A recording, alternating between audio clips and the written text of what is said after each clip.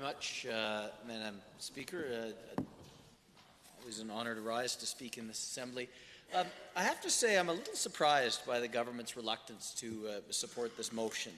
Obviously, am not now, will never be a member of the UCP. I differ with that party on many things. But this feels like a very, listening to the Minister of Energy, I feel like there's a very, very thin argument as to why she and I assume the government side would vote against this motion. I can only assume that they don't want to give the UCP a win somehow on this, which I would hope of all issues that this Assembly deals with, it would be an issue of great national importance that we get pipelines built, that we advocate to the federal government that their regulatory structures are predictable, consistent and fair around the country, that all members of this Assembly would want to do something like that. This is not legislation we're talking about passing here. This is a motion urging the government to take certain actions. I would hope that the government would take those very actions in doing that. So it's a shame, Madam Speaker, to see the partisanship gone wild on this particular issue. So let's talk, though, about the substance of the motion itself in the federal government's attempts to consider both upstream and downstream emissions from pipeline projects, and in particular downstream emissions. I can't help but notice that every time Ottawa provides a grant or a subsidy to a car plant, I don't see any consideration of downstream emissions.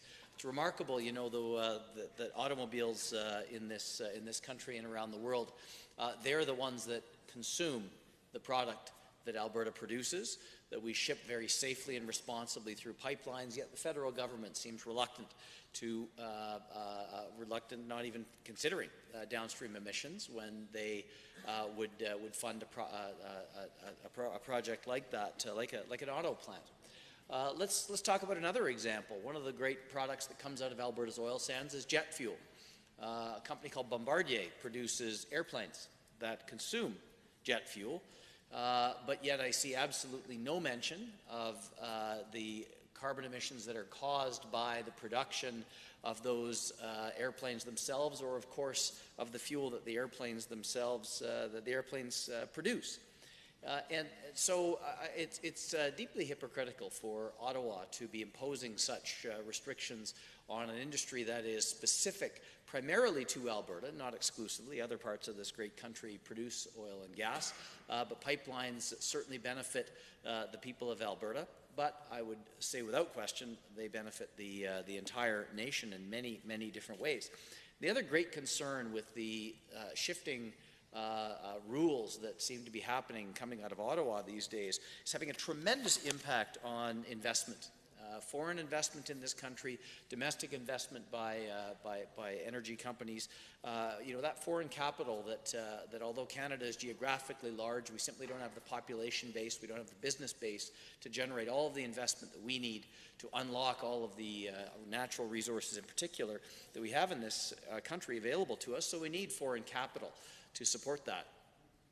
If we have an inconsistent regulatory system, what had historically been a strength of Canada, investors were very keen to invest in a country that has tremendous political stability, that has regulatory predictability, that follows the rule of law. We see the problems that we're having with the constant barriers that British Columbia is attempting to put up and to constantly question a legitimate project that in Kinder Morgan that has been rigorously approved and reviewed with 157 conditions. I can assure you that not a single project in some of the other oil sands producing regions of the world, Nigeria, Venezuela, some of the traditional oil production that happens in Russia, Saudi, I'll bet you collectively those projects have not had 157 conditions imposed upon them in terms of their regulatory structure. This is a single pipeline. So I'm fiercely proud of the regulatory regime we have in this country, but unfortunately, adding upstream and downstream emissions as part of the consideration for pipeline projects just is another barrier to investment, another barrier to job creation, another barrier to the legitimate and responsible energy industry that has made Alberta very much, has become and has been such a big part of what Alberta is. So, instead of putting these artificial barriers in the way, our federal government ought to be proud of what it is we are in this country, and I would hope that this government in Alberta also is proud of what Alberta has delivered in terms of our energy industry. And for those who may construe this as some sort of anti-environmental argument, let me be very, very clear. The Alberta Party believes that climate change is real, it is human-caused, it is a problem that we need to address. We need to have solutions that can and should include a properly constructed and responsible carbon tax as part of that overall package in addressing and tackling climate change. That we should not just be looking at it as some barrier to be overcome, but we should be looking at it, in fact, as the single greatest economic opportunity of our lifetimes if we do it properly. It is absolutely possible. Alberta can solve carbon.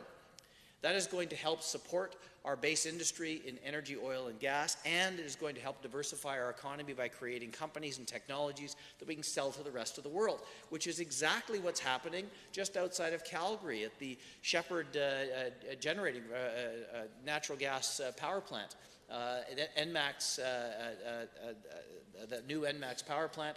Just recently, there was a 2-year pilot project kicked off, 5 different companies with different carbon reuse technologies, a long-term pilot project supported, yes, by carbon tax dollars from here in Alberta and by the federal government. This is precisely the kind of thing.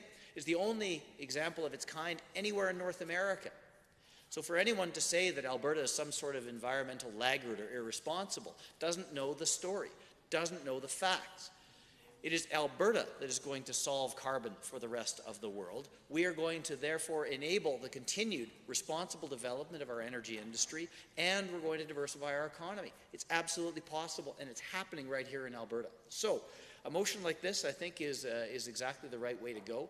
It allows us to send a strong message to Ottawa that, in fact, Alberta is doing the right thing, that we shouldn't be punished, that the companies that have made their home in this province, that responsibly develop pipelines, that responsibly develop the oil sands and traditional oil and gas resources should not be landlocked, should not be punished, that we need to send that strong message.